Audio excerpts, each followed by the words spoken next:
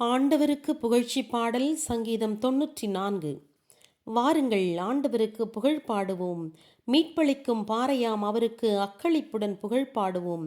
புகழ்பாக்கள் இசைத்து கொண்டு அவர் திருமுன் செல்வோம். இன்னிசை பாடல்களுடன் அவர் முன்னிலையில் அகமகிழ்வோம். ஏனெனில் ஆண்டவர் மகத்துவமிக்க கடவுள், தேவர் அனைவருக்கும் பேரரசர். பூமியின் ஆழ்ந்த பகுதிகள் அவர் கையில் உள்ளன. உன்னத மலைகளும் அவருக்கு உரியவையே.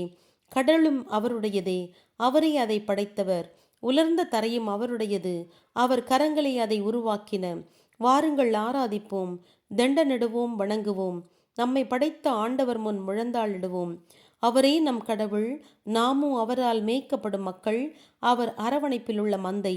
இன்று நீங்கள் அவரது குரலை கேட்பீர்களா? அக்குரல் கூறுவதாவது: அன்று மெரிபாவிலும் பாலை வெளியில் மாசாவிலும் நிகழ்ந்தது போல் உங்கள் இதயங்களை கடினப்படுத்தி கொள்ளாதீர்கள். அங்கே உங்கள் முன்னோர்கள் என்னை சோதித்தனர், என் செயல்களை கண்டிருந்தும் என்னை சோதனைக்கு உட்படுத்தினர். 40 ஆண்டளவாக இந்த மக்களை நான் பொறுத்து கொண்டேன். தவறிழைக்கும் இதயமுள்ள மக்கள், இவர்கள் என் வழிகளை அறியவில்லை. எனவே என் இளைப்பாற்றியை அடைய மாட்டார்கள் என்று சின மேலிட்டால் சபதம் செய்தேன். ஆமென்.